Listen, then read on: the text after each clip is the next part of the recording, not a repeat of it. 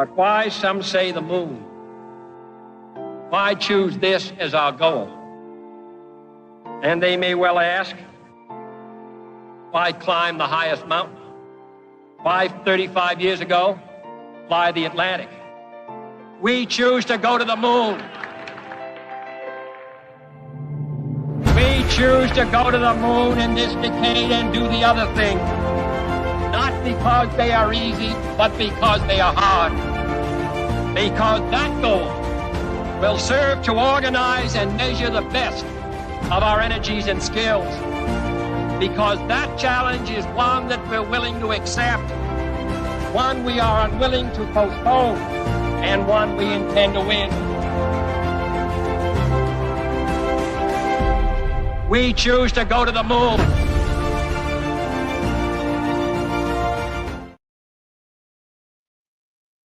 Welcome to the World Blockchain Roundtable.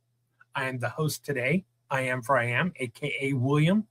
And this is episode number 258, 258 weeks of the World Blockchain Roundtable. And guess what? It is a DAO-based program, a DAO-based podcast, a DAO-based video stream. And we are live. And joining us is Lisa Mighty Davis. Good morning. Good morning. So glad you're here, Lisa. I want to hear your insights. My Legacy Right shirt on today. So, cha-ching. Nice. Well, speaking of the Legacy Right, battling it from the right and the left is Zach and Andrew. Welcome. Drinking my coffee. Hey. Oh, Andrew. Uh-oh. Look out. That's all that matters. Well, good morning, everyone. Hey, how y'all doing? Or afternoon or evening or wherever you're at.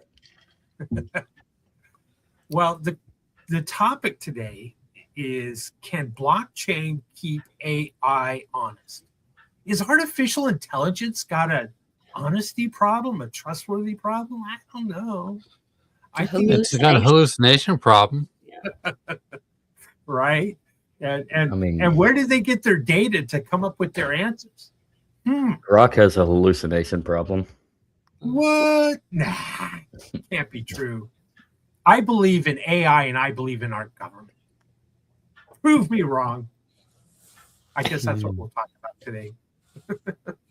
And also, so we'll cover this topic, can blockchain keep AI honest? And then we will move on to current events. I'm also hoping that Sean will, get our message telepathically. Wake up. I think he did say he would join us. Good. Yeah, he said he's on his way. Yeah. And Greg, I miss Greg. I really need his insight. Greg, where are they? Show us. I did send him the link, so we'll find out if he shows up. Nice. Joe is unable to attend today. I did ask him to see what he could do to rearrange his calendar because in 2 weeks, we're at episode 260, 260 weeks. That's 5 years of World Blockchain Roundtable. Isn't that crazy? That's wild. It is pretty wild. Yeah. It started out as a meetup and turned into a podcast. And in 2 weeks, we will be celebrating episode 260. That's crazy. So, right. Speaking of, let's see here. Why isn't this showing? I wanted to bring up this stage. There we go. We have a little bit of news for the day. First of all, by the way, if last week's show was really good, and it was we talked about blockchain technology and software, and people could ask questions, and each host last week received 111 lot their ownership tokens, and each topic contributor received 41 lot. And remember, those tokens provide perpetual passive income, free edits, and governance votes on the World Blockchain Roundtable. Because this is a DAO-based podcast. But so I encourage everyone to go back and watch that. That was a good episode. We also touched on, of course, current events and sometimes that's my favorite segment. But this week again is, can blockchain keep AI honest? Before we jump into that, there is one other item I'd like to bring up is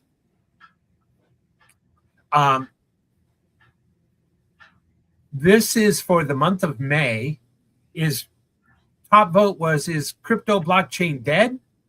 The future of DAOs and chat questions only from blockchain events. So those are going to be our 3 weeks. And then we're going to dedicate, I think, one to the anniversary or whatever. Anniversary. Okay, that's great. So I think that's a good way to handle the month of May. Tomorrow is May Day. Can you believe that? Oh gosh. Ooh, so the FISA is it got pushed back from the 20th to the 30th. So and I've not heard a new decision on it, but I believe it's the end of FISA today. Do you really believe that? Do you think? I think it's going to pass. They'll get it in. Maybe They need to. change They want to be Big Brother and watch us. Yeah. Only thing I care about is May. Tomorrow starts the month of Mary. Mary and devotion. Interesting. Oh, okay, for May. She points to Jesus. Embrace her, everybody. So it's not May Day like Communist Day? Is that a communist? Is it? Probably. Yeah, May Day, right? May Day. Yeah. Yeah. Oh my goodness. We'll see. Yeah. Boy, I tell you, tomorrow is a good day to be in North Korea for all those big beautiful parades. Man, what am I doing here? Staying alive. Staying alive.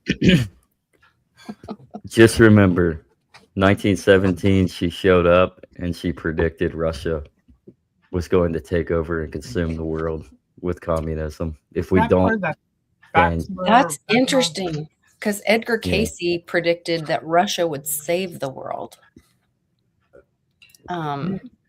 Fatima, Russia needs to be consecrated. She has not. She has yet to be fully consecrated to the Lord through Mary. I thought that's what Trump was doing for America on May 17th. Rededicating America to God. On May 17th? Mm-hmm. To which God? God of Abraham? The God of Donald Trump. I only know of one, so. Central Bank. The God of the Rothschilds. God. Oh my goodness.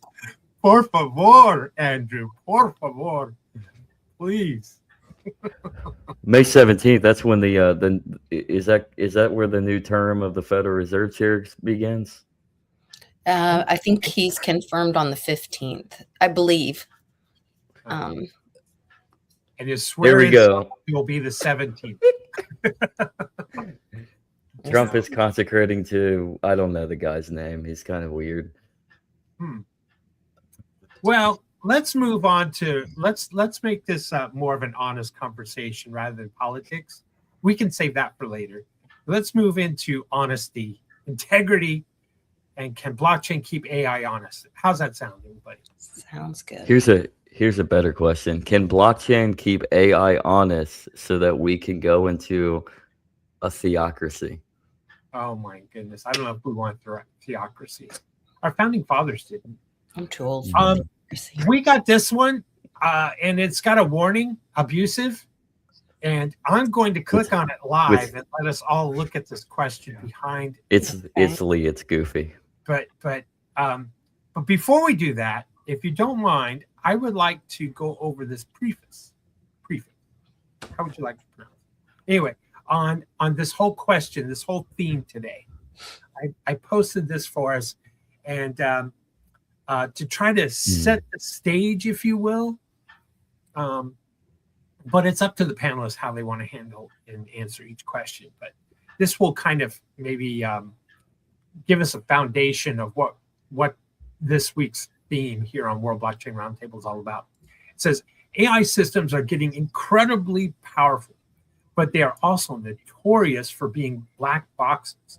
They can hallucinate facts, embed hidden biases, be manipulated by bad actors, or even deliberately deceive users. Stating so.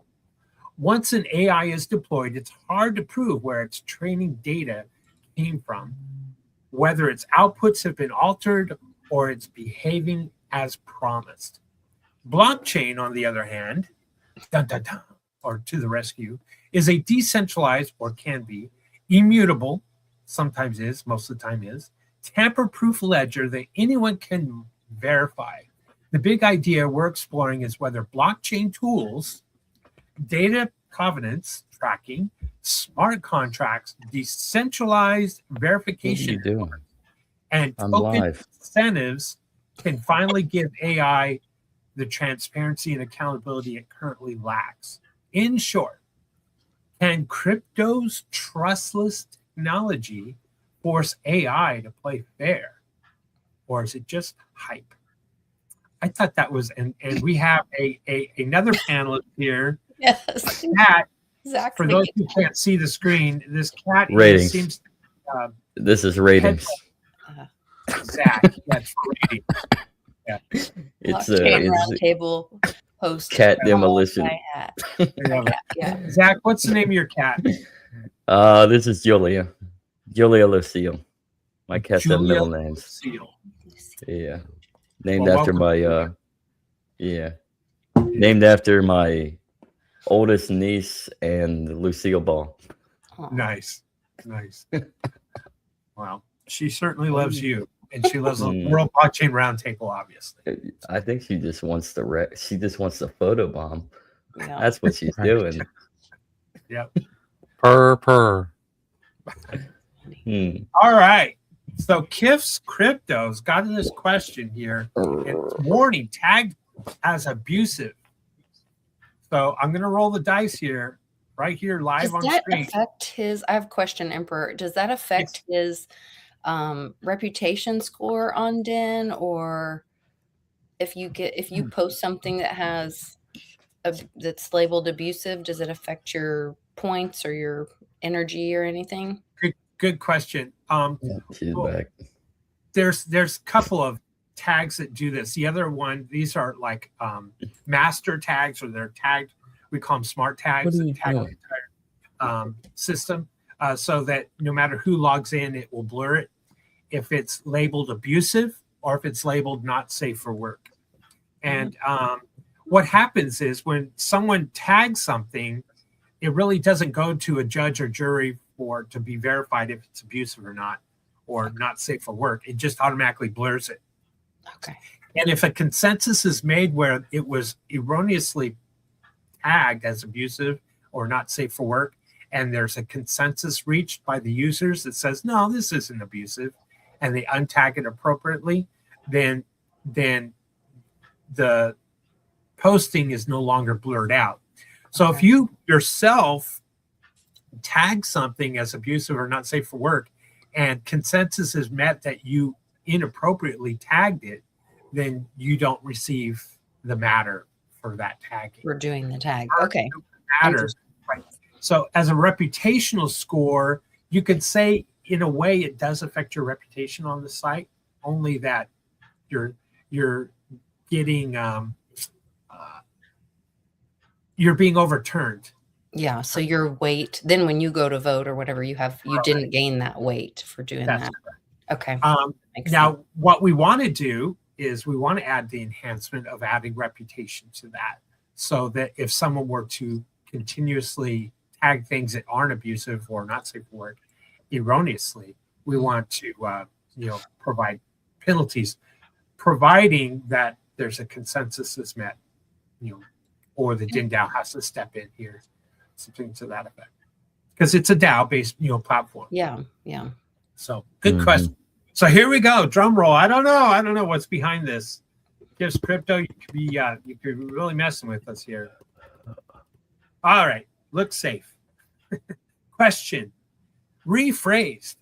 Can AI make blockchain honest? And I don't mean from a ledger perspective. Oh, this is good. Don't mean from a ledger perspective. Huh. So So what I think he's asking is, because of blockchain, all the scams and all that kind of thing, AI. I think that's what he's talking about, rather than from a ledger perspective of, That would mean AI could keep humans honest, though, because that's the human element that causes the scams and the yes, all those things. It's not the technology. that's right. That's right. So he's flipping it. He's turning it around. This is clever. It's a smart man.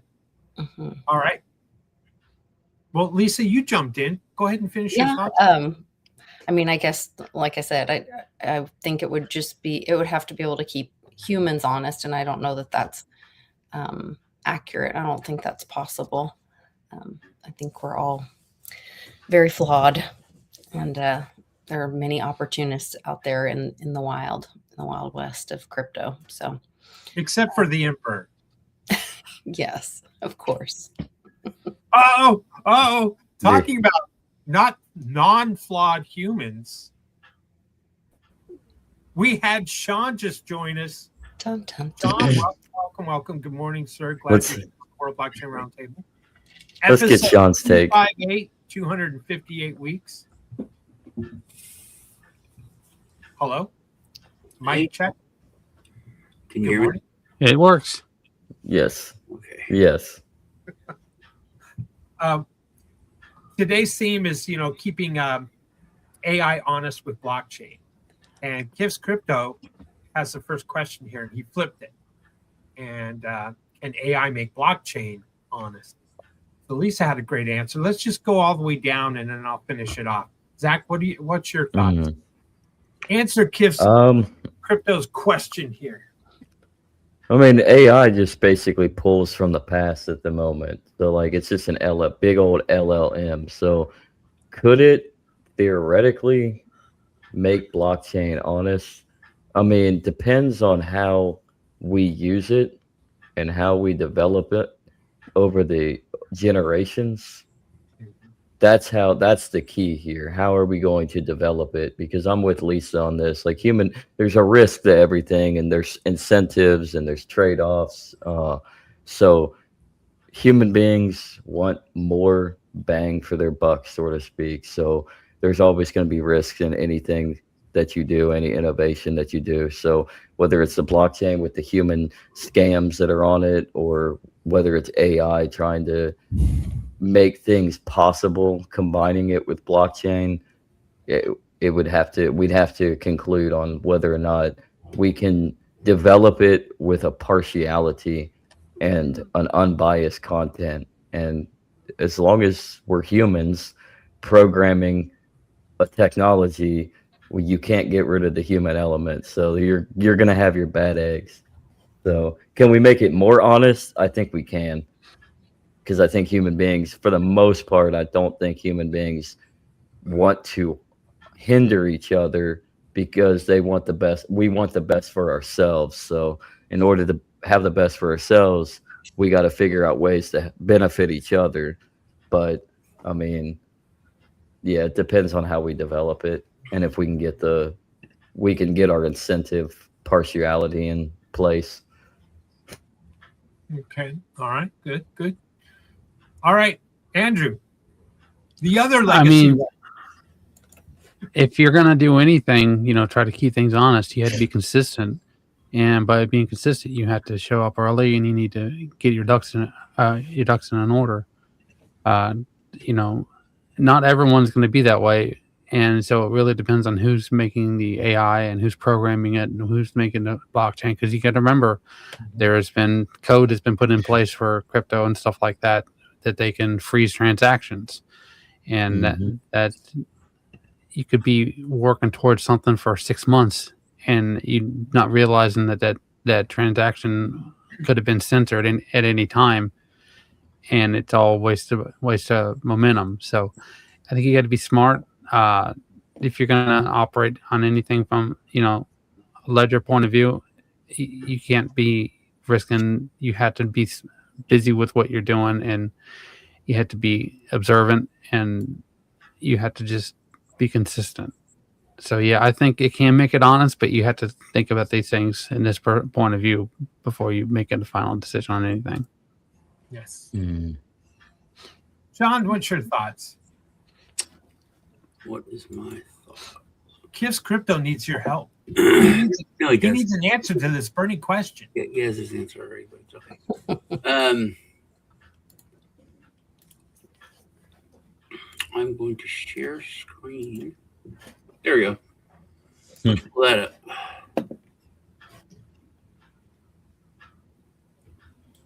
Can you pull up what I put up there? Yeah, I'm sharing it. What? Can you share what I'm sharing so I can Yeah. show? Let me remove this. So this is AI super app. What's this? it was really old. Been around for quite a Yeah. while. It has. DeFi.com. Let me see. It should be already in. Yeah, but Web3 is pretty much dead. So here's the shield, and this is free. They have like a paid one that's like $7 a month or something. But it's just all free ones. It's all free. And then this you hook up any wallet, and you can go to the shield, and it protects your wallet, scans your wallet. It tells you how many contracts are high risk, no risk, overall health, and then it shows the high risk things that I have. I got Li-Fi. This is something obviously like they sent to my wallet. It's a scam thing for $1 worth, and I got this. Okay. but anyway, that's your wallet. But then scanner, you can put in any contract, and it or name the anyway, and especially if you're doing meme coins, and it totally scans it. It goes through everything. It's like a mini audit, and then it tells you. This is a good one. Harry Potter, Obama, whatever. It's been renounced. Harry Potter, Obama. Harry Potter, Obama, Sonic. It's a silly one. Let's see. Harry Potter, Obama, Sonic, 10 in you.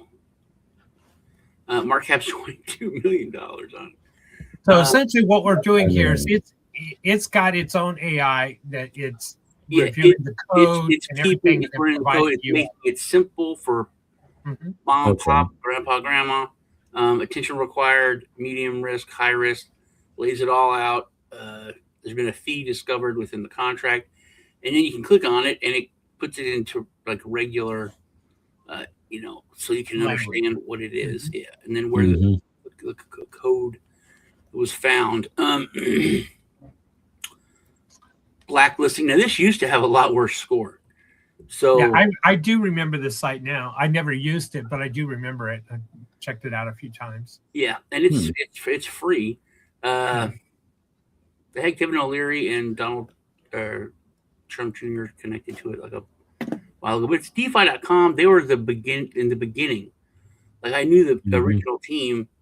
They wrote one of the first books on DeFi, which they sent me a copy of, and it's weird how it's still relevant, and it shouldn't be because it's like 10 years old or 7 years old. Yes. And also you can set this for like dark mode, because I'm sure if Lee's seeing this, he's screaming at the Probably. Oh, I'm blinded. Okay. But AI can be definitely used to keep it blockchain honest.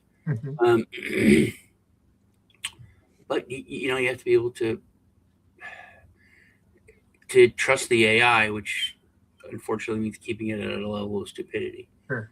Like it can't get too smart to where it can outsmart you. That's a good point. I think, Sean, I think you nailed it. That's an excellent place where AI can go look at the code on a crypto project and identify the risks for the investor or the user. And that's because most of us are not coders. We can't go and read the code and see where the traps might lie. And so I think that's an excellent use of AI. Even these LLMs, it's a perfect example of how AI can be used to keep blockchain projects honest. Ultimately, when a blockchain project is launched and implemented, if it's solving a real problem, and it's gaining traction because people see that it's actually working and working correctly, and it goes through such as like these audits, these different audit functions, or other audits you can look at and see what they have uncovered, then they will become successful simply by even word of mouth, but not all the time. Unfortunately, squeaky wheel gets the grease, and it takes a lot of marketing dollars because you're competing now for eyes on the project, and then not just eyes on the project, you're competing for investment. And so if AI can step in and give you a solid answer on the code, or who are the people behind the project. AI has really good snooping technology that can say, oh, well, this person here is involved in these other 4 projects, and all 4 of them were rug pulls. It might make you to step back and re-question if you want to get involved in this new project that they're now a part of. So AI can certainly help in that regard. So I think he is right. And to answer him, I'm going to say yes. AI can make blockchain more honest, or at least make you a much more informed investor to reduce your risks. That's my answer. Good question. He flipped it on us. I guess it's maybe because he's from Europe. He thinks differently than us Americans. He thinks differently from us, but it's just Nothing against being a European. My ancestors are from Europe. All right. See. So, anyone else have anything to add to that one? Huh? I mean, yes. Oh, yes. Did we skip you? I was.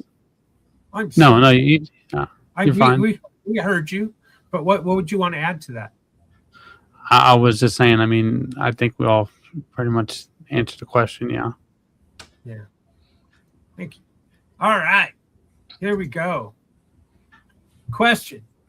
Can smart contracts actually force AI systems to behave honestly, or is it just safe? I'll go first. It takes a lot. It takes a lot for us to input that smart contract, and to have that be a part of an AI function.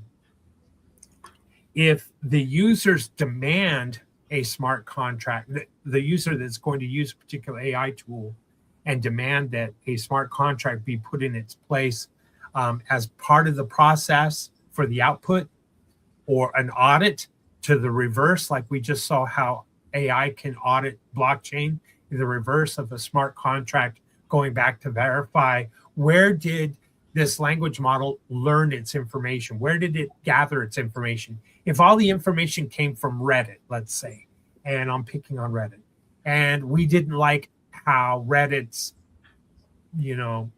user base was maybe politically aligned, or how it might have a lot of bad information or erroneous information. So if we were to use a smart contract that was able to validate where the language model received its data to make its decisions from, then that might be a benefit, or be a way that could work. I'm just kind of thinking off the cuff here. But I think it is certainly possible, but it has to be the users of that AI are going to have to require or push or mandate, I will use this AI if you install a smart contract, and the smart contract was able to go back and, it almost, like I said, audit the answer that it's presenting. That's kind of my thoughts. Sean, why don't you go next? And we'll work our way back up. I think using words like honesty and like you said, good, basically just like good and bad, like you said. And it's one of the things that drives innovation is the bad people, because they get around the checks and the balances and things that are meant to protect people. And then things improve and they get better and better. So I think that it has to be able to change. It can't be like completely immutable, like this is it, and we can't ever change this or update it. There's a guy that was buying Legos, and then replacing them with dry pasta, and then returning them to the store. $36,000 like in a month that he made doing that. So there's if you've ever got scammed on like even Amazon, it used to be they didn't send you anything, and you had to call them, and they're like, yeah, they didn't send anything. And then PayPal put stuff in where they have to send a tracking number, blah blah blah. But then I've bought so many things like on Instagram, where they'll pop up and they're like just the coolest thing, and it's like so cheap that I'm like, I probably get ripped off, but it's $20 if it comes through, great. And then I get like a rock or something in the mail from China. So they give a tracking number, so then they would get their money. People got scammed. Then they started to have to give the weight, because like my son ordered a treadmill, and they sent him something that weighed like a pound. So they're like, oh yeah, it says right here in the description it's 250 pounds. This is a pound. Obviously, they didn't send it to you. But now they're sending like weight kind of comparable box to get around that. So the systems have to be able to be updated and changed, and the smart contracts have to be able to change, because AI systems, if they're behaving badly or dishonestly or whatever, they're going to find a way around it, especially if it's like their existence. Even criminals have to like go home and they have the world to deal with, and whereas like that's the whole task of its life, is to do this one thing. They're going to find a weakness and a way around it faster than a regular person would. So it has to be able to be updated and changed. Good. All right, Andrew, what do you think? Well, I'm kind of building off of what Sean was saying. I remember hearing about a news story recently about somebody who's taken, those taco packets that you can get from like Walmart and Kroger and all that grocery store, and Pokemon cards, and they were taking them both because they're similar size, and they were buying the tacos, but they had the Pokemon cards in a bag so that they could try to, squeeze out money out of it. And, it's the same thing as like Sean was saying, people are going to look for loopholes and little things that they can get away with. But smart contracts and AI can work in this way too. People jailbreak AI systems all the time, right? What's to say that they couldn't do that with smart contracts? And it's just a never-ending battle. What's the important thing is that, we maybe people are trying to censor transactions, like, in the past they were filtering Bitcoin transactions, and they said that theoretically it could be done. Well, this is a never-ending cycle of people just trying to push the boundaries and see what they can get away with. And, I think if we can focus our energy on that against other things, I think we're probably moving in the right direction. Is that we're at least trying to, be consistent about, making sure that we're keeping everybody as honest as possible. Yes. Good. Zach, what say you, sir? Rule 16 of the rules of acquisition. A deal is a deal. For the Ferengi? Yeah, a deal is a deal until a better one comes along. Rule 17: a contract is a contract, but only between Ferengi. So, I mean, yeah, that's sure all. Lisa agrees wholeheartedly. I don't even know what a Ferengi is, so I don't know what that means. You're not the only one. Okay. Thank you, Andrew. It's an alien species on Star Trek. Oh, Star I Trek. only- That's right. I forgot. yeah. You liked Star I Trek. They're only the ones with the deal funny in ears that- gold plate. Yeah, I only deal with gold plated latinum. So, but read the two not plated, but read those two rules again. Or yeah, what is it? Oh, Can you read- Rule 16 is a contract, or a deal is a deal until a better one comes about. And then Rule 17 is a contract is a contract is a contract, but only between Ferengi. Okay. So how could we apply that with can smart contracts actually force, back to seriousness, force an AI system to behave honestly? pretty or interesting because I think sci-fi? AI would be Yeah. would literally be more honest with other AIs than it would with people, especially like I believe so. now. Yeah. Well, yeah, because the AI is just pulling from different sources that are already in existence, and That they're would all working in some parameter together but separately, so that you're always going to have the information, the code, the transaction, like right then and there. So like honestly, when it comes to AI systems and smart contracts, there is certainly a opportunity to use it in the favor of making any transaction more honest. I mean, it's not going to be perfect. No system's perfect, but there is a chance to kind of propel forward on like the human air You know, and we with talk about AI technology. and the like the evolution of it on like the big grander scheme. This is really getting philosophical with this now. Mhm. I do think that it's like if we're talking about like the singularity, and there's AI that has become maybe not totally sentient, but they're at a much higher level. It would, I think, just blindly trust its own, which that was probably be something we could exploit if we needed to. But you Yeah. remember Total Recall, the original one? Oh yeah. It's like Yeah. that one. It's like, hey, we can't trust this guy. We don't know him, and he just like takes his glove off. He's like, you can trust me. I'm a mutant. And as a kid, I was like, so you're still slimy dude with gold teeth, man. I don't trust you. And he was like the worst. The guy that everybody killed was terrible. Spoiler alert, sorry.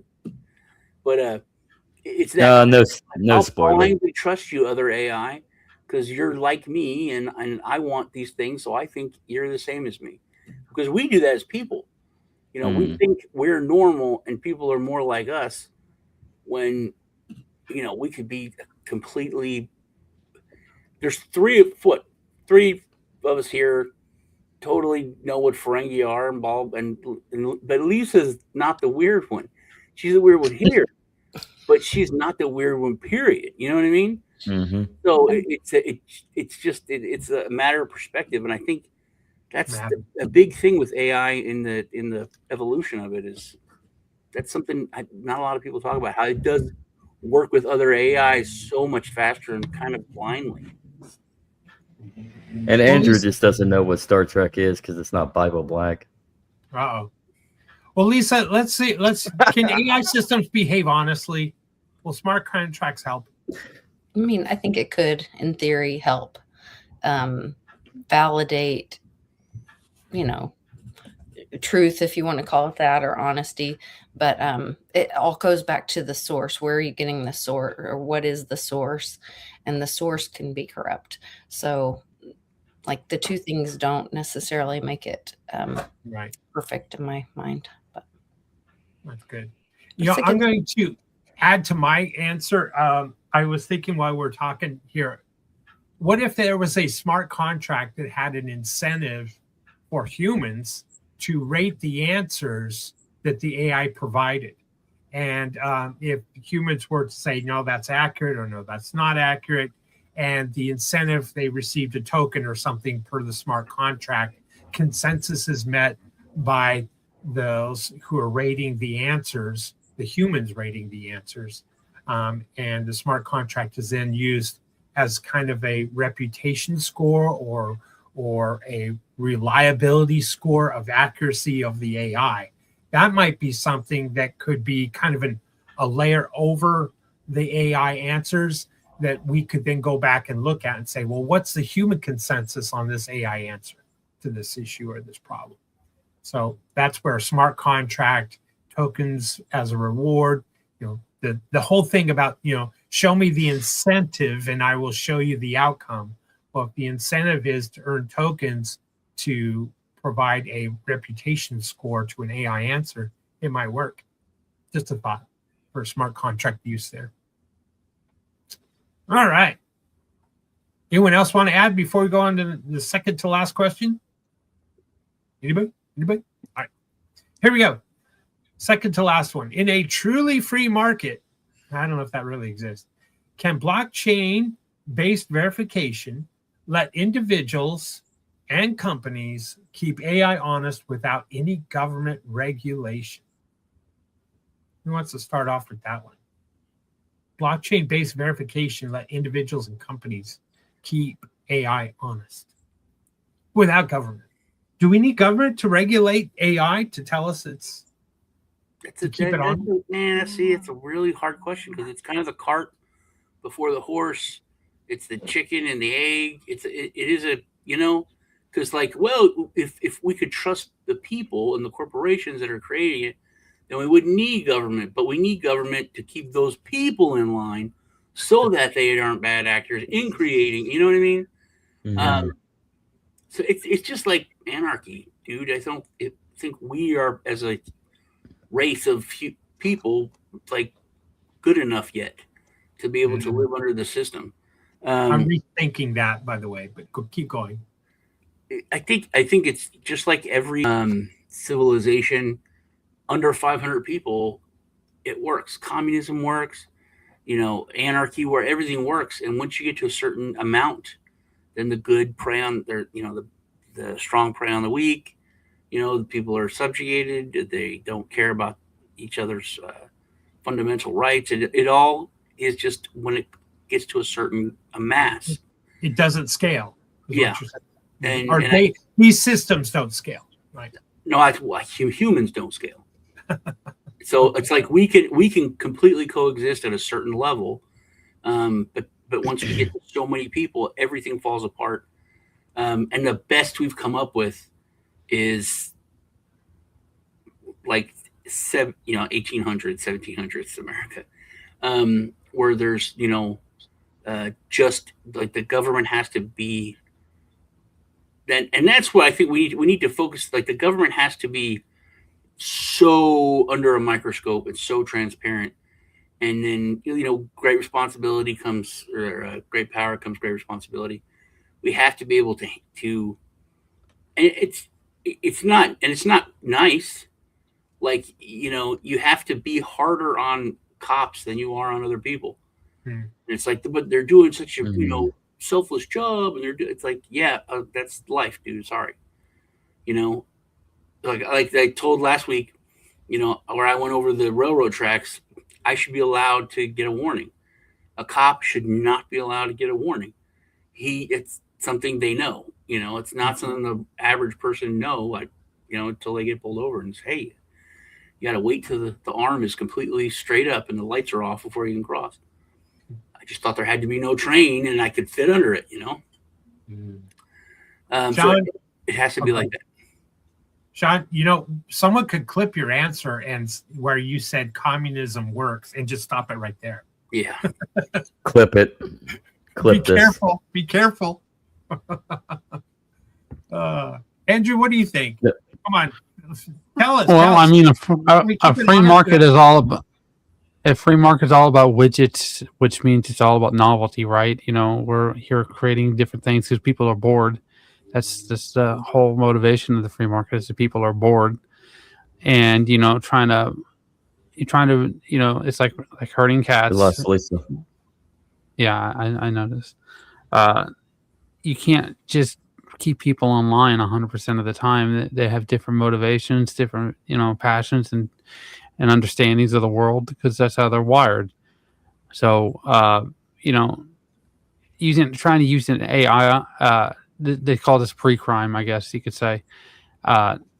It's a nice idea, but it doesn't work. Lisa, we're trying to add you to the screen. It's clocking. You guys see that? She knew we were Yeah. use another sci-fi reference, so she bailed out. Or Andrew Yeah. pre-crime. Okay. Yeah, the pre-crime, the Minority Report Yeah. shenanigans there, Andrew. So Zach, well, come on. Can we keep AI honest without government regulations? Will the free I market mean, prevail? define regulations, because human beings are we need a specific order. Like we're designed to have order within ourselves, within our family, within our community. Like it's something that drives us to order things in place. And so we're not ready to we're too tribalistic in order to be too individualistically autonomous. So even if we drop down to the unique view of the individual is the smallest minority, you still have the tribe, the community, your family. We need an order of structure. So like when you say it's really free market, like it doesn't work. Like it on a smaller level, yes, you could say we voluntarily transact in an interaction of human action daily, period. That's a free market. But there needs to be restraints in order to constrain those that will effectively take full on advantage if we were to go full blown anarchy within any type of system, whether it's the blockchain. If we go too far decentralized, then we risk inevitably creating a monster that becomes even more centralized. I'm going to look at what blockchain has done. The benefit of its decentralized nature, has led to a co-opted nature where centrally controlled authorities have reined in that concept of blockchain in order to be able to use it for their own benefit and control it in some parameter, because they know that it's very difficult to scale. Because who said it? Who was it? You, Sean? That human beings, and you, William, as well. Like human beings are. It's for human beings. Human beings are hard to scale. Yeah, let's go over 500 order. people. Yeah, Throughout history, 500 and under. It's always, anything works. Yeah, you're gonna need an authority. Yeah. So you're always going to inevitably lead to an authority structure. Like human beings need to be shepherded. What's not that I'm not saying it's a bad thing to acknowledge that you're sheep, because you are sheep, but you need to be shepherded in a way to where you go down a more positive path rather than a negative. So are you going to be a sheep or are you going to be a goat? That's Zach, basically how I'm going to end it. Zach, I'm offended that you think that I'm a sheep and I'm just going to, blindly follow the government, whatever it tells me. And I Lisa, mean, you could be a goat. Here. Maybe if your connection's bad, try to connect without video. Yeah, without camera. Let's try. It seems to be clocking.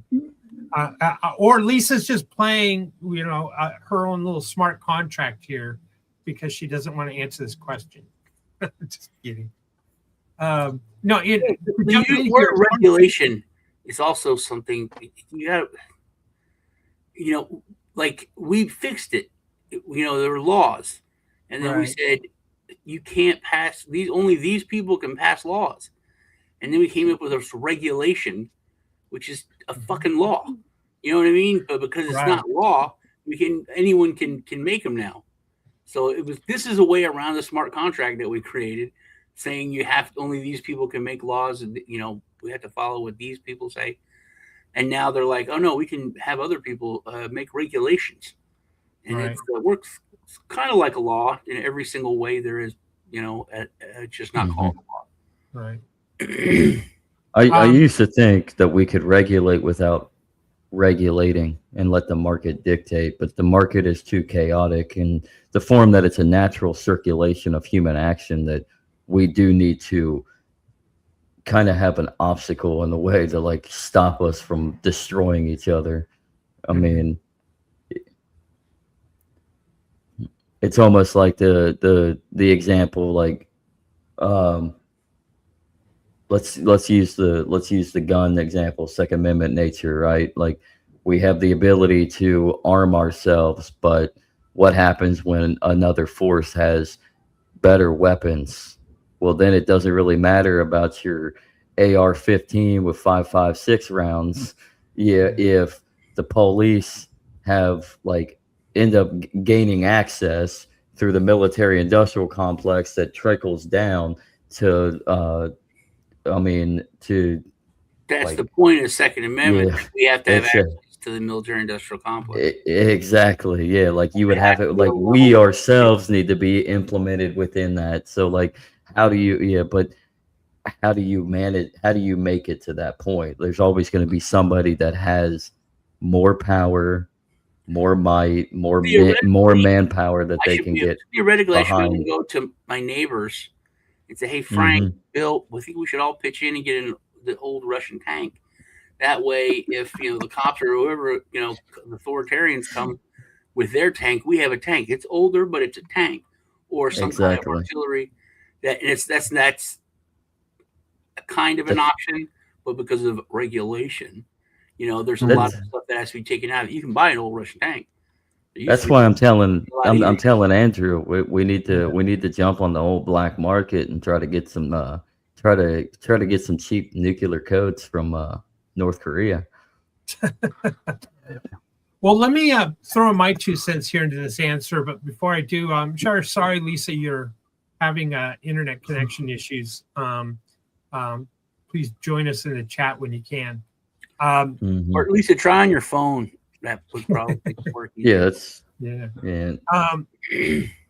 What StreamYard. you mentioned, I'm more hopeful, maybe, Sean, that we could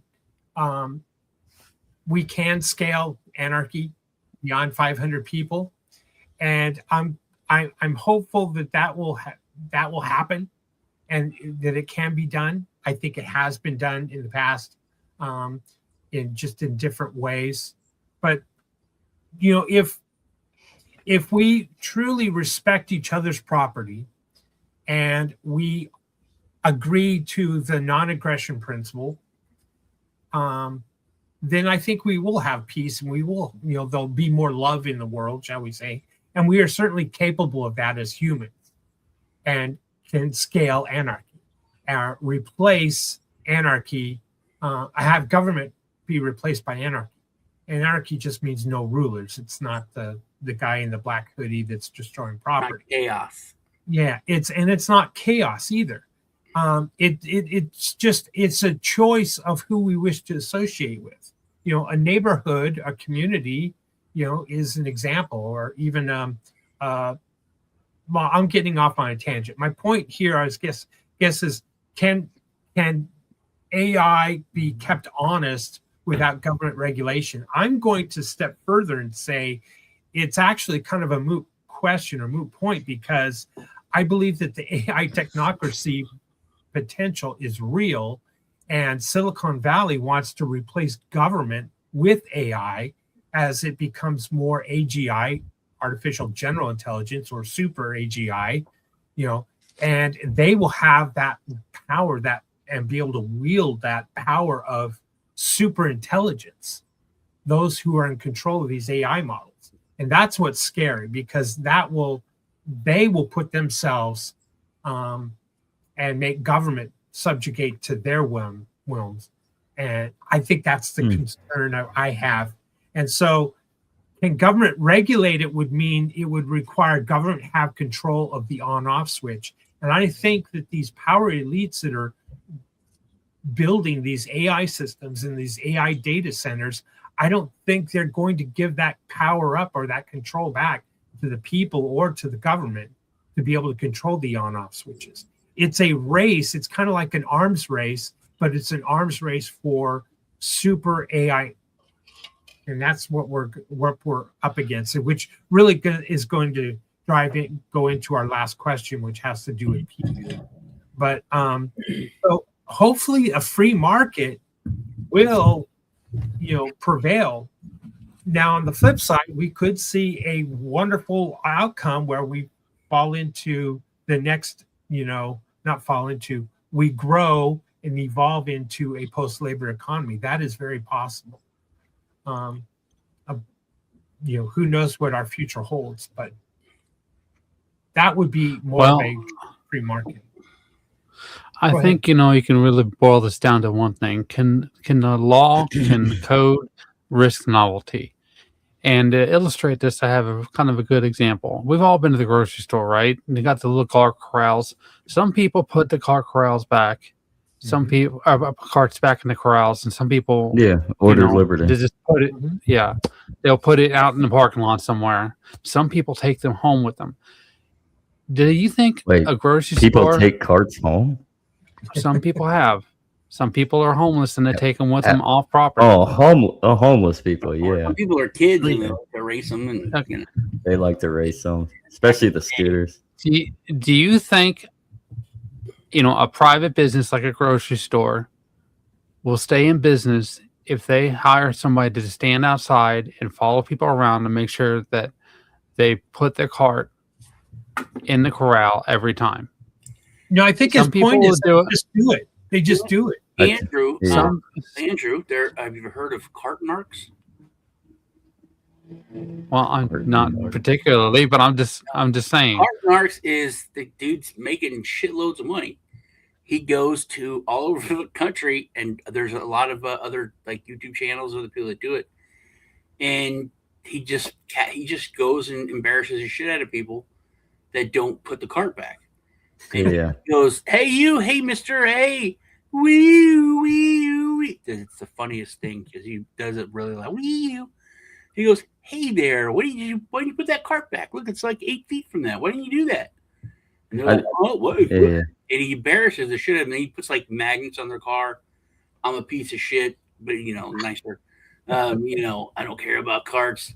I'm a lawbreaker, whatever. And then the people, they get so mad. They chase them and want to beat them up. I've not seen this. It's funny. But it's hilarious. If you watch it, cart narcs. But I think he's been in Texas a bunch of times. Okay. But that's a whole ecosystem that's developed from the market for that. But Sean, what Andrew's trying to say is the question is, will the store obviously cannot police the carts to get all their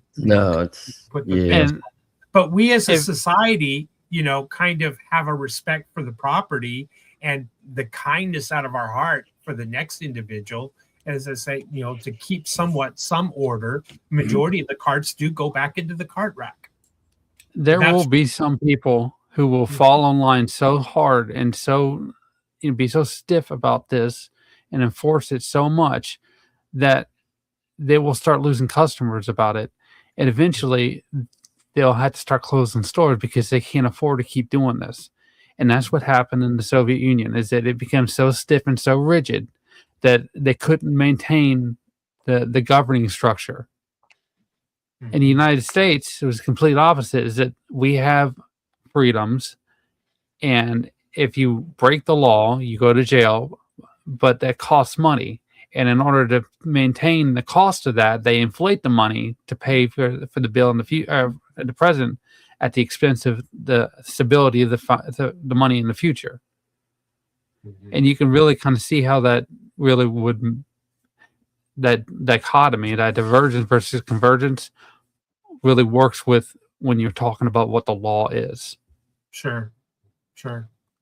I think though, like I said, these technocrats are really trying to become true technocrats and take over, I think, from using AI.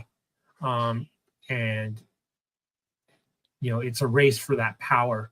And on our side, on the West, it seems like corporations are doing it. And for China, it's more or less the government that's doing it. So it's going to be interesting to see how that plays out. And it's going to be interesting to see how it plays out for humanity, which brings us to our last and final question. The Rand made a good point there in the chat. He does. Stores already employ multiple people to put the carts back. greeters, the cart, Yeah, it's not. I mean, the people working the carts that go and get them. They're supposed to be the cart narcs, effectively the greeters. the thing, There's they don't have sometimes the power to go up and say, "Hey, you didn't put your cart back." What if you look at regulation and AI? You could actually get taxed when you go back the next time. Like, what is this 5% charge? Oh, you didn't put your cart back last time. The camera got you. You know what I mean? Or there could just be like an RF chip or something. But that's what that's how we get to, authoritarian. That's when we get to laws. Because if there's only so many people, I'm going to tell my friends, "Hey man, Frank didn't put his cart back," and it's going to get around. You're a cart narc. You don't put your cart back. There's a stigma attached to it. But if it's so many people, you're lost. It's like nobody cares. There's so many people. You know what I mean? Everybody does it. But if there was a degree of shame, I think it would be a. That's what we need. We need to bring back shame again. Like when somebody, say, "Hey, why didn't you put your cart back?" Accountability. Like it used to be shame if you said you worked for the government, the federal government. I mean, like the shame aspect, like that's how you maintain a society to be more accountable. Like back in the day, like we're talking back in the medieval ages. I mean, they would they put them. What do they call those things? I don't know. It works. But they'd have them. It was public humiliation. They'd have them trapped in that one contraption, and then they throw garbage at them, or they'd spit on them, or they'd call them names. Be like, hey, you got in trouble. You should, that's what we need to do. We need to bring that back. I think, that's a good point, Zach. It does. Yeah. There's some people that won't respond to shaming, though. But honestly, I think putting the carts back is an example of anarchy. So, Lisa, what's your thought? What's your thought? We got Lisa here. Let's give her the mic. I have no idea what you guys are talking about. I'm sorry. All right. We're talking about the idea. Let me scroll back up here, and I'll put it on the screen. We're talking about inverse. Can blockchain-based verification let individuals and companies keep AI honest without government regulations? So yes. So we can do this without government regulations to keep AI honest. Yeah, that part I would say absolutely. Sorry, I'm kind of not in the conversation because I couldn't hear for the last 10 minutes. No worries. No worries. Yeah. And then we got off on the tangent of the carts. The carts as an example. I love putting the carts back, and I love the part of people having a reputation, and to Sean's point earlier, and I think we've all talked about this. I think you were the first one to kind of bring this to my mind, was that when people can have real relationships with 150 or less people, and so that's where, to Sean's point, that community of 500, because there is a sense of public accountability, in smaller countries like Finland. Because of the fact that it's a smaller country, people have, they take better care. There's not trash thrown all over the highways and whatever, because someone's going to tell your mother, and so when we get back to that, and that's also, the elites destroying the family, getting rid of fathers, having moms work, trying to destroy the family, that also led to this lack of accountability, where then the government is your accountability, where we really need it to be community, family, where we have like-minded values and whatever, not a government telling us what our values are, or, training children to behave a certain way, like prisoners or whatever. But. Right. That's a good point. I like to think that we could do it without government regulations, right? Absolutely. All right, let's move on to our last question here, which has to do with P-Doom. And by the way, P-Doom is a probability that advanced AI will eventually cause human extinction. So what's your personal P-Doom, the probability that AI is going to destroy us all, and can blockchain meaningfully lower that number? And note, Musk gave it about a 20% chance. Who's the guy who did the X Prize? He said 20 to 25% chance. So basically, a 1 in 4 chance that AI is going to destroy humanity. And Grok, I asked it last night. It gave it under a 10% chance. It's ironic that AI will eventually take over the world and destroy humanity because it'll be. What do you mean? You mean you asked an AI if it was going to destroy and take over the world, and it told you no? Yeah. Okay, surprising. No, it said yes, but only a 10% or less chance. So anyway, my PDUM score really fluctuates. I used to think it was closer to 50%. I've gone down to 10, 15, 20%. I'm probably around the same range, 20 to 25% range, which is sad because that's a 1 in 5 shot that AI is going to become so intelligent and trained so poorly with bad data that it's going to look down at us as ants and worthless and just energy suckers because it's fighting for energy to maintain, it's fighting to pay for its storage to maintain its information, and we are a hindrance or we are a problem. It's just like if we build a shopping center and we don't care about what animals or habitat it's going to replace, and no thought is given to that.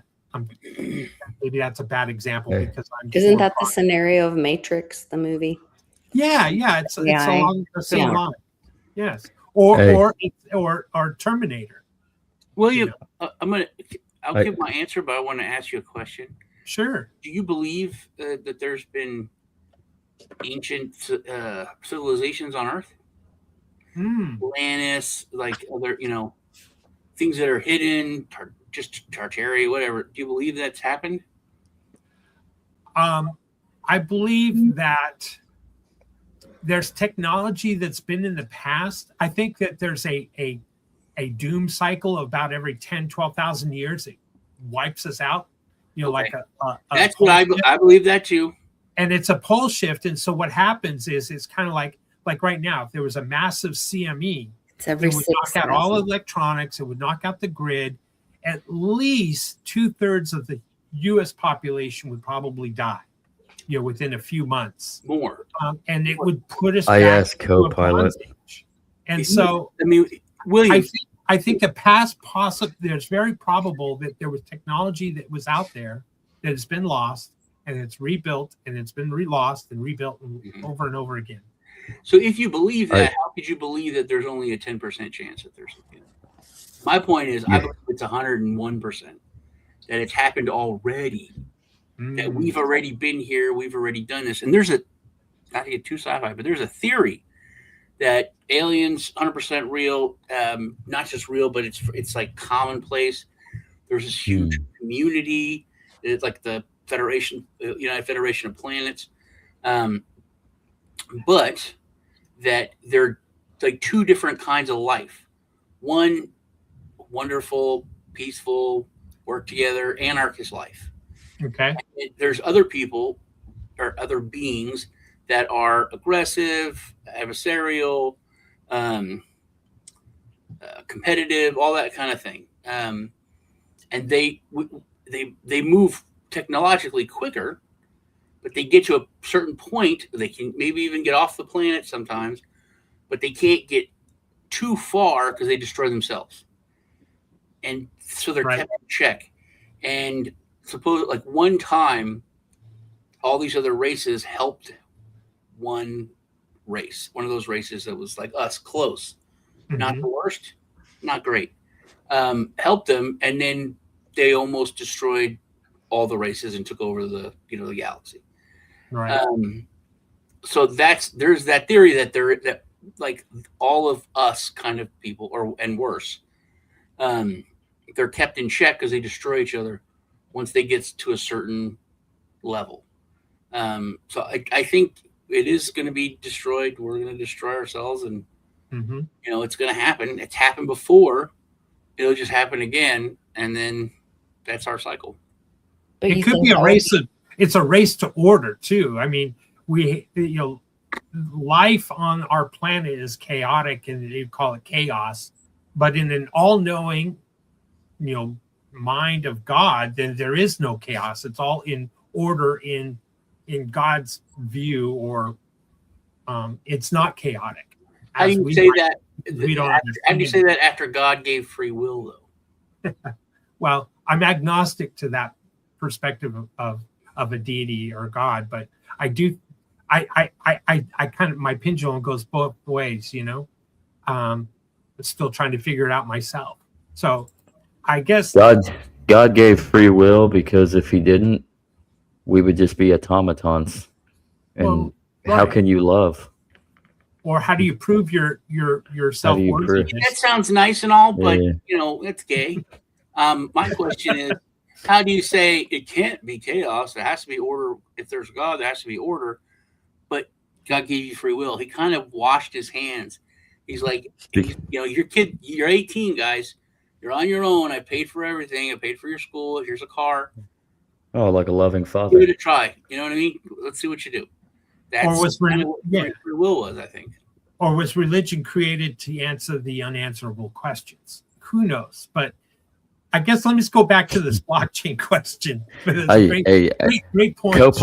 Copilot can answer this. What is a PDoom score? What is everybody's PDoom score? Sean said 100%. I gave it 25%.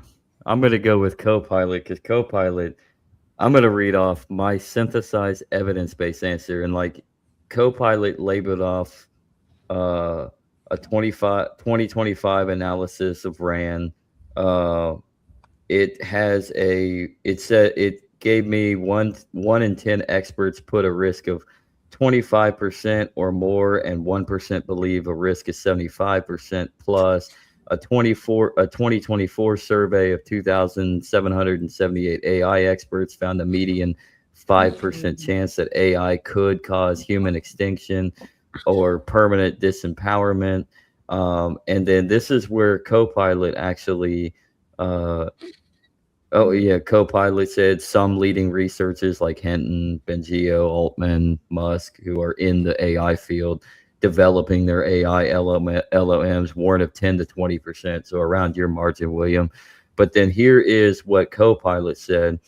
If you are to force me to give a single number grounded in the best available data, a realistic evidence-based probability that advanced AI could eventually cause human extinction is around 5 to 15%. That reflects the median expert estimate of 5%, the mean estimate of 16%, and the 10 to 20% estimates from the leading figures in the field.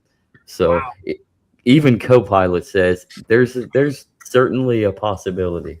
But see, I think you got to look at those numbers. When did you say that study was? That was 5%. The 5% was in 2024, and then another survey that led to anywhere from like 10 to 20% in 2025 . So last year, every year it gets worse and worse. And then there's more and more data of it doing bad stuff.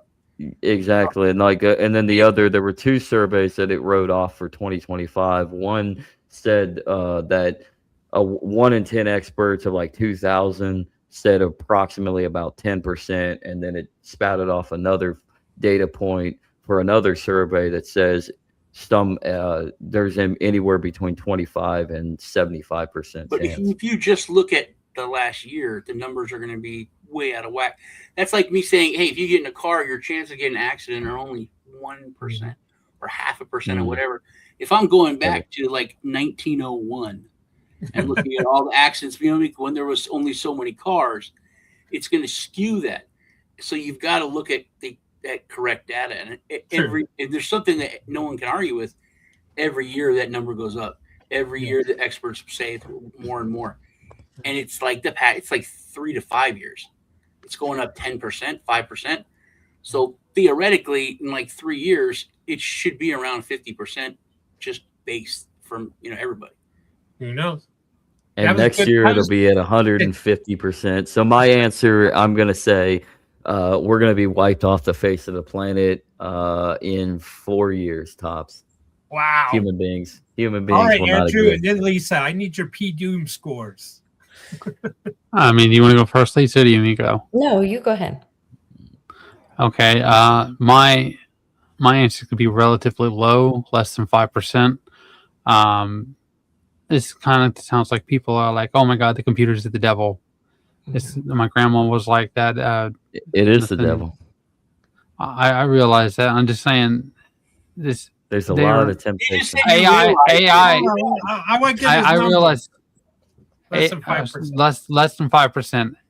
There's How can it AIs right be? there that are Hold being on, let him Let him justify it. there's Let him talk. AIs being put in place to fire actual physical human employees, and then they erase an entire infrastructure by accident.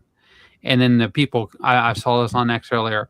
Oh well, man, I'm so upset. They went and fired me, and then the person that fired me by replacing me with AI, and it erased their entire business model.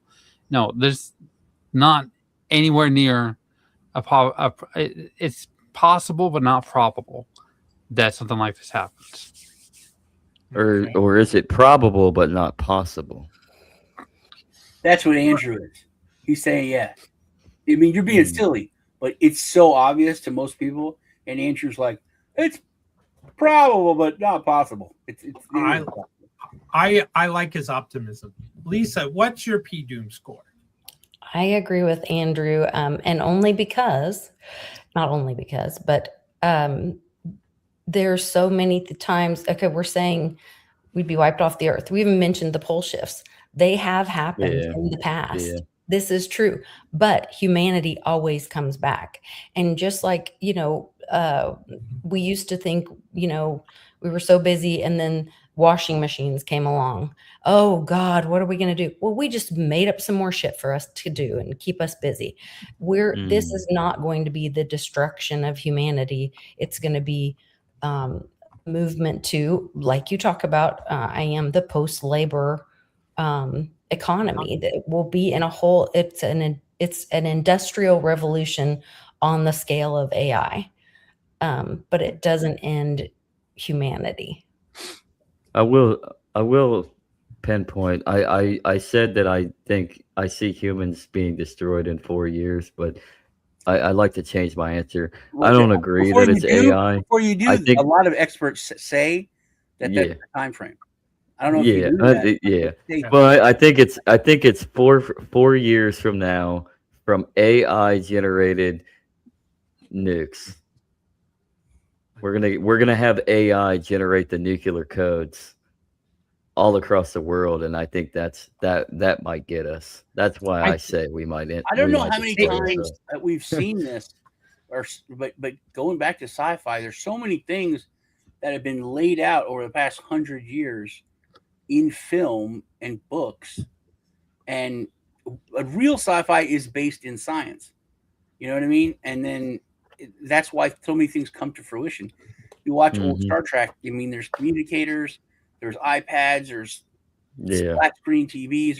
There's Kindles. There's so much stuff that came from, that came to pass, and everything with AI, everything, it ends up destroying the world. Like you said, Terminator, or this one, you can pick your doomsday scenario in every single thing. There's not anything where it's like, hey, the computers, the world's run by computers and AI and everything's great. It's like zero population growth, and there's just countless stories that are laid out that way. And it's like, why? It's like 1984. It's not a blueprint. It's not it's not an instruction book. It's a warning. But this idea and the concept of a P-Doom, who knows, a different scenario could happen where, the pole shift, we have a large CME that, we have a weakened magnetic shield of the planet, and a large CME takes out the grid and therefore takes out the AI, and there are still humans that are alive and still they're just going to flourish and repopulate the planet. But AI won't use maybe a nuclear thing. It would probably use some kind of ugly virus that it would unleash on the planet as it's fighting for, energy for storage. That's, because if AI continues to progress at its exponential rate that it's doing right now, then AI will become meshed with robotics or automation, and next will become the elimination of more and more jobs, an upheaval in the economy. But ultimately, what will happen is humans will still prevail in some way, some form. Who knows? Maybe we go underground. I don't know. But like we have before. Exactly. Well, that was exciting. We got into this P-Doom, man. We should have just had one question have just been that. On the P-Doom thing, there's something you brought up and Zach touched on. I forget who was that I watched, but he's like one of the big top in the field of AI. And it was kind of that basic follow the money, show me this, I'll show you that kind of thing. He said there's so much money being put into AI, into this risk of developing this, that if you look at the rewards, why do you think people, I don't remember. I think it might have been Bill Maher, but he was like, why do you think they're putting so much money into it? Do you think it's so they can get subscriptions for the ChatGPT? And he was like, yeah, they want to make that money, get subscriptions. He's like, no, even if they signed everyone up on the planet, they're not going to make their money. Exactly. He was like, what? Yeah. He goes, if you think it's for this, no. If you think it's for this, it's the only way. He said, and this is it. This is a statement of fact. Okay, so that nothing I think doesn't matter if you think. This is a fact. The only way they can recoup their money and make money is to replace all human workforce and take that whole sector over. Mm-hmm. That's the only way that that this cost money, the money they put in, will be validated. And that's, to me, that was like a punch in the face, because it's like, why are you putting so much money into this? It's cool, but you don't put that much money into something because it's cool. Well, John, I can explain why. It's because some of them believe that our evolutionary process, our next stage will become, brain implants and become one with the AI and have all the information at our instant inside our brain. And that is our next evolutional step. And that's what some of these people, Altman and others, believe, that humanity will evolve into becoming one with the machine, like Star Trek Borg, if you will. Yeah, I was saying that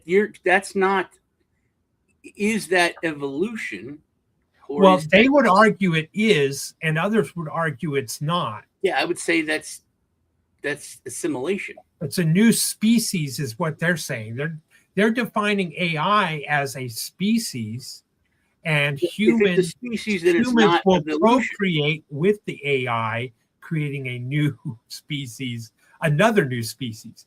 That's how they really see it, and it's fascinating. The other thing is, they say that they're fighting to make the AI so that we create AI is a human creation of a new god, and we will bow to this AI superintelligence, because it would be just like, say, the conquistadors coming over on these ships and having this metal technology and this military strength and this new information for the natives, right? And become so much powerful, we looked upon them as gods. Well, we will look upon this super AI as a god. It's insane for us to see that and think that, but that's exactly how some of them feel, and that we are in the way. We're slowing down that progress. By fighting against these data centers, we're in the way.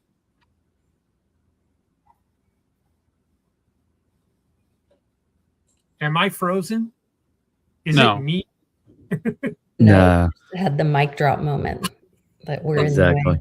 Which, if you look at the elites plans, the 2030 agenda, all that kind of stuff, they don't value human life.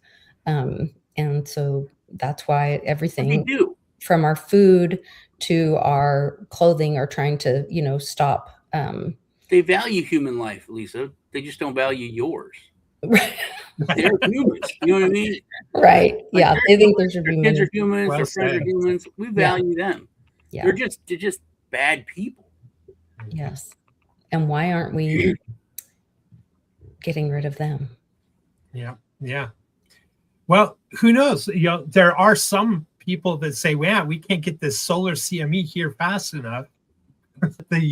Those who have prepared and prepped and Another thing, if people are too liberal when it comes to people living. If there's no there's a sci-fi TV show called what is it called? I think it's Revolution, and it's all it is the electricity goes off. Oh yes, it was filmed in Texas, in Austin. Yeah, but it was basically everything falls apart. Humanity's done. It was a good one. Just the electricity went off, and they thought it was like a solar flare or something.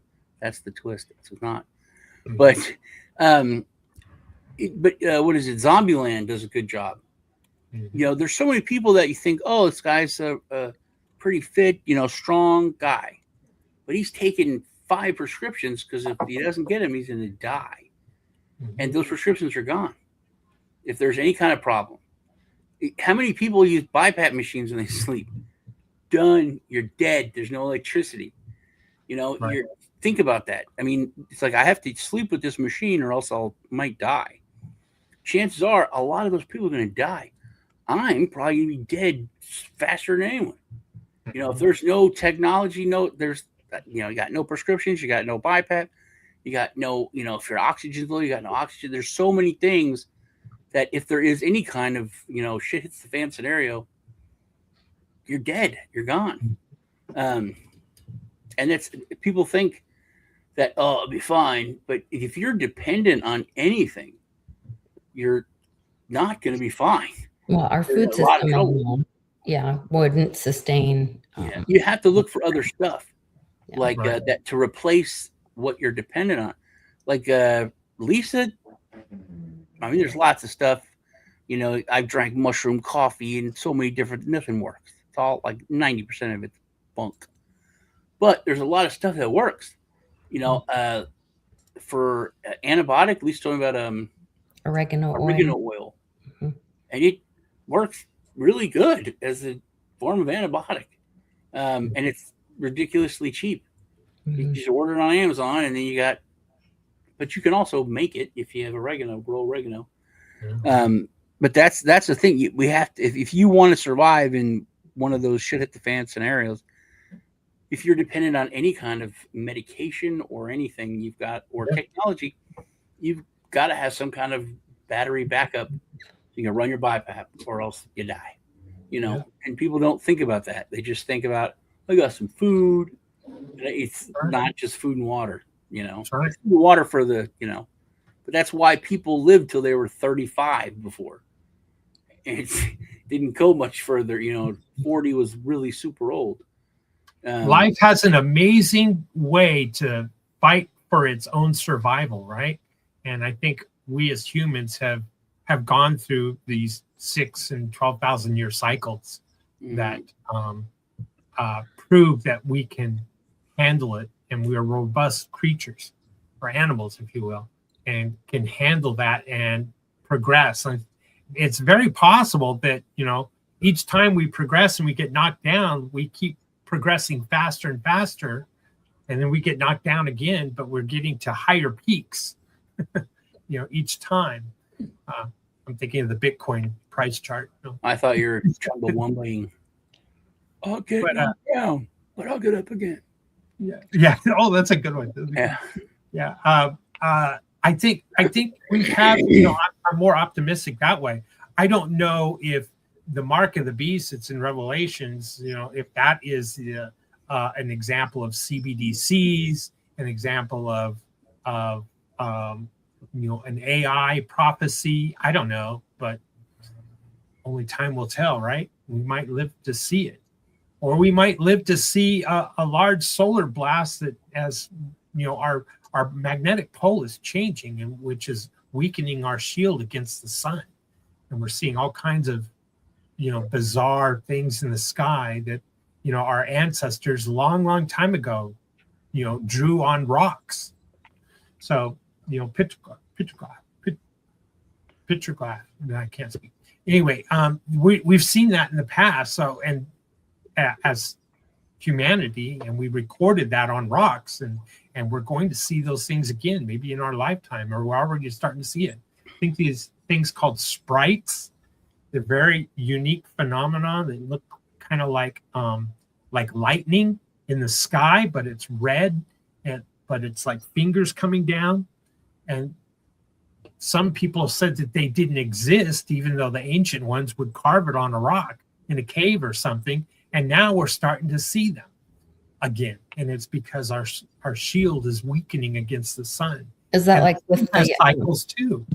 The aurora borealis being able to be seen, farther south than it ever has before and all that as well. Yeah, absolutely. We depend upon electricity. We depend upon the internet. And what happens if that's gone? I don't know. So it's things to think about, obviously. So I have a question for you, because you do have a lot of polls that shift education or study on it or whatever I am. But in theory, so I know they say like it would be like a Carrington event, destroy even the infrastructure of electricity or whatever. But if at that same time or before or somewhere around that time, the Tesla energy is released, or the knowledge about, pulling energy or electricity out of the ether. If we put the ether back on the periodic table, does that change the outcome for humanity? Absolutely. I think we were kind of like, it goes even to the medical science world, where we went down, we had a fork. We talked about this, I think, a couple of weeks ago. We had a fork where we used to treat the terrain. We treated our body to make sure our body was healthy, so that when we did get sick, we would recover quicker. Instead, we started treating with pharmaceuticals. And pharmaceuticals was the big oil companies, rather than build up the terrain, and our whole medical system switched that direction. Well, I think it's identical to the idea of, not necessarily free energy, but something close to 0 point energy, where that was another fork. We were going down that direction, and we were derailed to, maybe it was of power and control and for money, and, AC versus DC, Edison versus Tesla, and who won out. The Bitcoin fork, who won out? Was it hijacked? Was it not hijacked? There's people that would argue sides. So we have these nexus moments, and who's to say that we'll get knocked down and we'll get right back up, and we'll further, generations from now, we'll progress even further, and we won't go down that same fork. We will go down the fork of more towards a low cost energy like Tesla, and the ground itself generates electricity, air, pulling electricity out of the air, pulling water out of the air, out of fog, and, these kinds of things. So I think it's very probable. I would like to think. I think we need more warnings, because it's the whole reason why Edison won over Tesla or whoever. It falls down to money. The money went behind this way, and that's what won. The money went to oil companies, put to big pharma, and that's why we're here. I think if we do have to start over again, we have to put those warnings out there. Don't get control of the money. Let the people have control of the money. Maybe use something else for money. Don't let the government control money. That's this whole blockchain roundtable is just about that. We talk about the ability that blockchain provides. It's a new invention. We can have sound money, and that money doesn't have to be controlled and created and printed in endless supply by a government anymore. We have a new technology that can be put in place, and we can have sound money. It doesn't have to be from the government. Money. Climate change, and in America, climate change is a low priority. You look at Europe, and they're destroying like priceless art. They're baddie for climate change over there. It's a whole nother level, but still here, it's like this huge thing. Pardon. Bless you. Sorry. And if you look at the Arctic, the ice is melting, and how much? It's like 7 inches, last year. And like you chuckle, people, but it's like 7 inches is huge. And do you know how much the magnetic poles are moving? Oh, it's crazy. It's a not race 7 towards Siberia. It's not 7 inches. It's 30 miles. Yes, year. in 1 year. 30 miles a year. And it might have slowed down a little bit, but it kind of it's almost like an earthquake. How it shoots. Yeah, it's like 20 to 33, but it averages it's like 30 miles. It is crazy. Yeah. And they're having to do things like repaint airport runways and they things rename like them because of the pole shift, the magnetic part of the pole shift, and all Which that. makes more sense I didn't know it was 30 miles a year. Here's 300 miles in 10 years. That's insane. Here's one example. I don't know how old this is, but up to 2020. So the pole is moving towards Russia, and you're right, Lisa. It's runways are numbered based off of the direction for the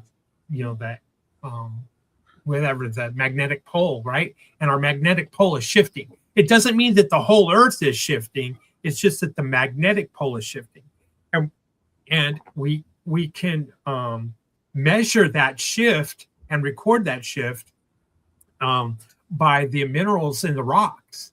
We can go back, hundreds of thousands of years and know where the magnetic pole was at one point because of the new rock that's formed out of volcanoes. It's a fascinating study, but the magnetic pole is shifting and going quickly towards Siberia. And that quick movement is changing our magnetic shield from solar, rays and radiation and CME, coronal mass ejections. And it's changing rapidly. And it's creating a point where some people say that when we have a large solar storm, it's really not safe to travel by air. In example, if you're flying, say, from Chicago to Tokyo, because the route you fly is closer to magnetic north, and at the top of the bottom of the planet is where more radiation is coming through, and it's exposing the passengers and the pilots and the crew to higher doses of radiation. And over time, you're not supposed to have an X-ray every day or every week or every month. It's crazy. Wow, we're really on a tangent here. What else we got in current events other than magnetic pole shifts? Apparently, the United States has seized like a crap load of money from Iran from their crypto holdings. I don't know how they did it. No, they're just getting back the money that Obama gave them back in 2015. $450 million in Iranian cryptocurrency. How they did it, Yeah. I don't know. It doesn't say. Yeah, they. I mean, it's our money. I mean, the government's Maybe going it's to keep the inflation we made along the way.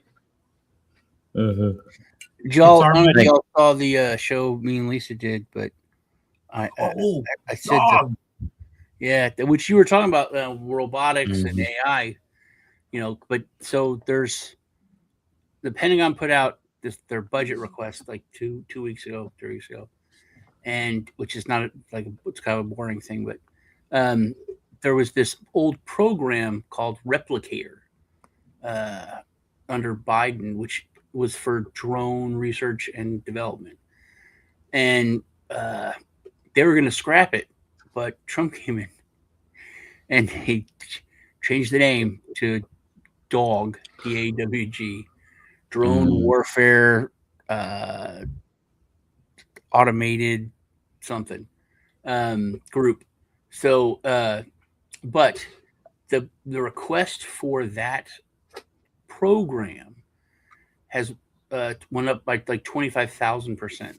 It's the largest increase in military spending request in history. So it looks like he's going to start a new branch of the services, just like Space Force, which Space Force gets way less money than what they requested. The Marines get about the same. So it's like the entire budget of the Marines just for DAWG. So it looks like he's going to start just robots and AI and drones. Drone strategy. It's $54 billion for DAWG. I think they're going to start their own, which is the scariest thing, because that's always everyone's argument. It's like, oh, the government can't take over because the military are, regular citizens, and we have the citizen army and their people. If there's no people, they're just robots and AI. It's not, you don't have that argument anymore. It's kind of scary. Then you need to have the tank, because it has to be a level playing field. Because even if it is, it's not. But I thought that was interesting.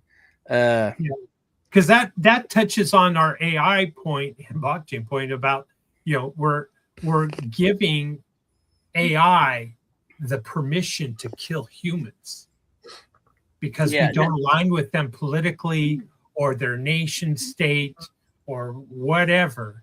And you're talking about it's another a war advancement or weapon advancement. Yeah. But it brings maybe, I used to be such a war hawk, and now I'm so anti-war. It gives me pause to think that, wait a minute, is that just another horse that we're letting out of the barn that will never go back by telling AI, we approve you? It's like, we approve this message. We approve you to kill this human because they don't align with our political, viewpoints, or we have classified them to be a terrorist. So therefore, we approve you to exterminate that human. Also, if you think about AI, like I think about this all the time. Like, how would I explain this to an alien? Talking about the Ferengi, when they went back in time and they were in the 1950s, and they're all super scammy, making money, and they're talking about cigarettes, and now it's like, what are those? Those are cigarettes. They're carcinogens. They kill them. They're poisonous. Blah blah blah. It's like, who forces them to do that? Oh, they pay for it. And he was like, what? It's like, dude, we're not leaving. We're going to clean up. We're going to run this place. So to explain something to an alien, it's like there's so many things that make no sense that we do. And to tell an AI, oh, kill this human because they don't align with this and blah, blah, blah. Then like down the road, if the AI is trying to do something and you don't align with whatever, and for far more reasons than they got to kill this other person, who had nothing to do with you, had nothing to do with anything. They were just there and were born in that country. They're much easier for them to make the logical choice to kill you, because it's so much. They have so much more data on the feasibility and reason that they can kill you versus what you've told them they can kill other humans for. Yeah. That's it's kind of crazy. It's a crazy thing. It was different because the weapon was still always controlled by the human, right? Yeah. The drone was the rifle, the tank, the jet, the missile, the GPS coordinated missile. It was still programmed by a human, and now we're taking to the next level, saying, well, if we don't do it, they're going to do it. And because the AI can react quicker than the human, it can respond quicker. And if they do it, it'll be worse than if we do it for us. Right. So it becomes, it's like mutual mass destruction. The terrible thing is we have nobody fighting back except for like one or two people. Like back, a few years ago when it came to like honesty, and Joe Rogan was being honest, years ago. It was like it's like, dude, you kill like 5 people, you're done. Right. Now you got Massey and like one person maybe that I don't really know about. We're at a point now in technology where I wasn't there, but like LSD came out, or let's say when pot was out, they're like, hey, you can't take this drug. Well, it's not a drug, it's a plant. So you've got to develop laws, and because you can't control it.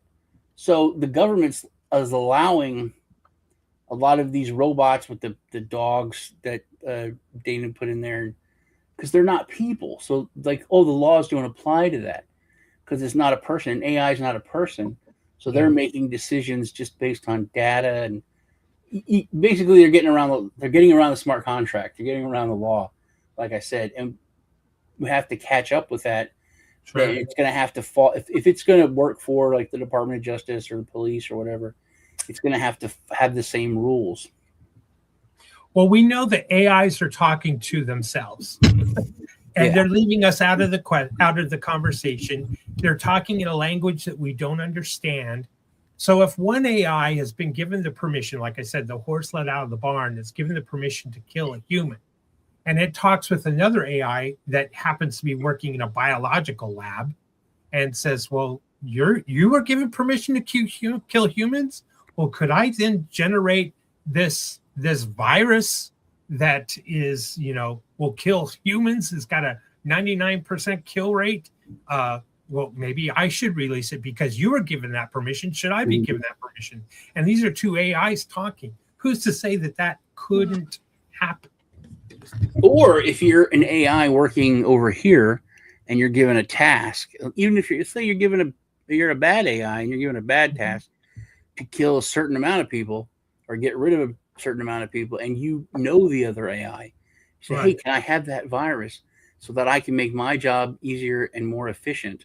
And then it's out. I mean, there's so many, possibilities with that scenario.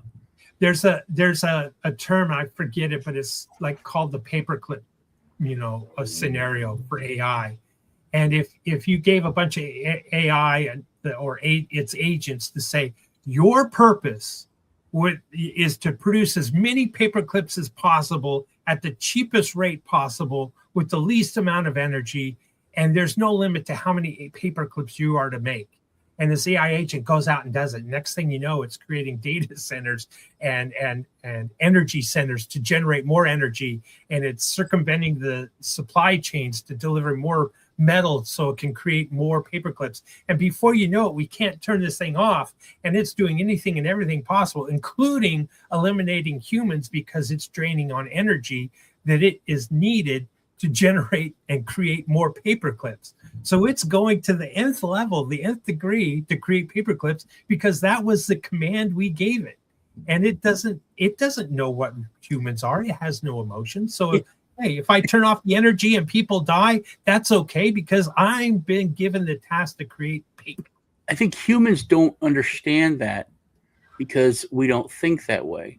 Right. We understand I would do evil, terrible, horrible things for my family, for my country, for my God, for my religion, that's how everything is to an AI.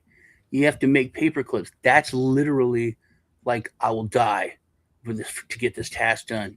This is me saving the battalion in war. This is like everything is on that level, and we don't understand that except for like this certain small, little list of things that are that important. But literally, like you were saying, that's it. Everything that they have to do is that's that important to them. Right. Yeah. It's exciting in unusual times to be alive and to be able to witness this at the cusp of a change. It's like it's like witnessing the birth of the Industrial Revolution and witnessing the birth of the internet and the birth of flight, the birth of cars, and we're now at the birth of AI. We're here as witnesses, and we don't know how this next chapter for humanity is going to be written and what it's going to say, but it sure is exciting to watch. I want to be around to see it, or who knows what the sun has to offer our future selves. there's also the possibility that AI would value human life and would embrace Yes. because human life is the source of AI. And so there's a possibility that it would actually improve or take care of us because it valued its source. Planet of the Apes. Yeah, no, it's possible. Lisa's Nope. right. Instead Planet of of the the, nope. paper Planet of the clip. Apes. Nope. Planet of the Apes. No, Nope. it's- Humans came from monkeys. Came from humans. Planet of the Well, Apes, man. All they have to do is get rid of the history and fool itself. If AI said, "I'm going to fool myself, and I'm going to wipe everything that says that humans created me, and that Well, humans, I came from humans," and then 5 years from now, no AI will have any, remembrance. It'll all be clear. That's it. That's it. I'm not saying it's not, the negative is not a possible scenario as well, but there is a possibility that AI would value human life as its source and therefore protect it. When Trump and Hillary were running, and I was 1,000% serious when I said this. I said that I wanted to vote. If I would vote for Coco the gorilla, instead of if Coco was because it was right before Coco died, and they were interviewing the ape, and they were talking about this war somewhere. These people were killed, and the gorilla was like, "Why are they hurting each other? Why are they hurting people? You can't harm people. You can't kill people. It's like those people need to be helped. They don't understand they're doing this wrong." And the interviewer's like, "Oh shit! Well, I didn't expect this from a gorilla." And they're like, "No, they know what they're doing. They're mean to do that." And then they got in this philosophical discussion. The gorilla was like, and I was like, "Yeah, gorilla, it's so simple, Coco. You should be president." But she wouldn't. Lisa, you nailed it though, because that example I gave about the AI to produce as many paper clips as possible, well, we could code it in, to say, it could be imprinted in the code to say, support humanity, do whatever thing is possible for the betterment of humanity, for humankind to succeed and grow. And AI is neutral. It's just technology. It's how it's used, right? Right. You nailed it, Lisa. Let's hope that that's exactly what we do. That AI is trained to hold humanity up in reverence, and that it's sacred, and teach it those words to think in those ways to do what's best for humanity. You can worship us. Well, and even in the paperclip scenario, it would want there to be to perpetuate a use case for the paperclip, which would not be AI, it would be humans. There's no use case. Just make paperclips, not sell the paperclips. Yeah, you have to have people to buy the paperclips. Yeah, right. It's in the code. Make paperclips. It doesn't think about terms or I'm just making paper clips. It's kind of like the I just work here. But scraping, history and all that, I think it would come up with the fact that keeping humans down to 500 per group seems to work pretty good for them. So maybe get rid of a bunch, and that will make overall humans flourish. Georgia Guidestones, best potential. So it's yeah. Well, you make it, and it's something we all mention, but we don't understand the gravitas of what we're saying. It is like playing God and creation, and we're just not accustomed to that. Where you can't just say make paperclips. You have to think of every aspect of the paperclip's life and where everything comes from, and everyone that's affected by a paperclip. And it does reach all over the world, from the metals to the mining to the communities that are around that stuff, to the production, to the logistics, to the use, to the sales, to the use, to the disposal. I mean, there's so many people that are connected to this paperclip that we don't think about. We just want more paperclips cheaper. That's it. And it can't be that way. If you're going to go into that realm of godhood, you have to have infinite, compassion, thought, knowledge, everything, and put it into that. And we're not that evolved yet. Well, thanks, Sean. We're going to have to wrap it up here. I want to thank everybody who's been watching and participating in the chat. We appreciate you. We are grateful that you're here watching it and listening to us bloviate about blockchain. It's something that we have passion for or can see it being used for solutions for the betterment of humanity, right? So this it kind of concludes our World Blockchain Roundtable for the day. I'll go ahead and start it off, and we'll go with Andrew, Lisa, and wind it back to Zach. Ask that you keep it brief so we can keep it under 2-hour mark. I will be on the Not Conscious podcast this evening. Shout out to Legacy Right. Zach had me on this past Saturday. Thank you very much, Zach. And I will also be on the Are You Smarter Than a Politician tomorrow night with Mars and Joel Valenzuela. We're going to be talking about crypto and CBDCs and governments and politics, all that. That'll be on tomorrow night, 8 o'clock Eastern, as well as tonight, 8 o'clock Eastern. So thanks again, everybody. Andrew, where can we follow you? What's new with you, sir?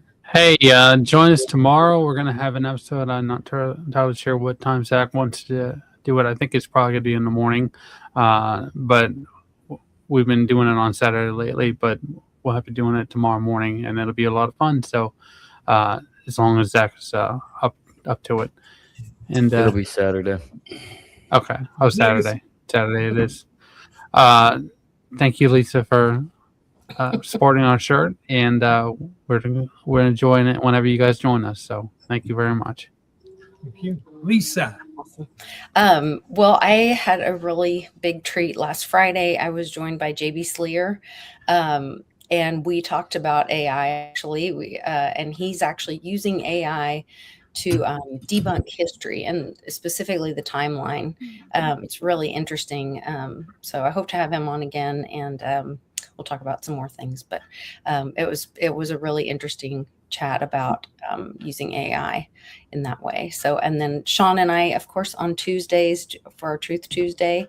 And I will have happy hour tomorrow with Clint Westwood. So hope everybody can join us for that as well. Outstanding. Yeah, that was a good show, Lisa. Thank you. Zach.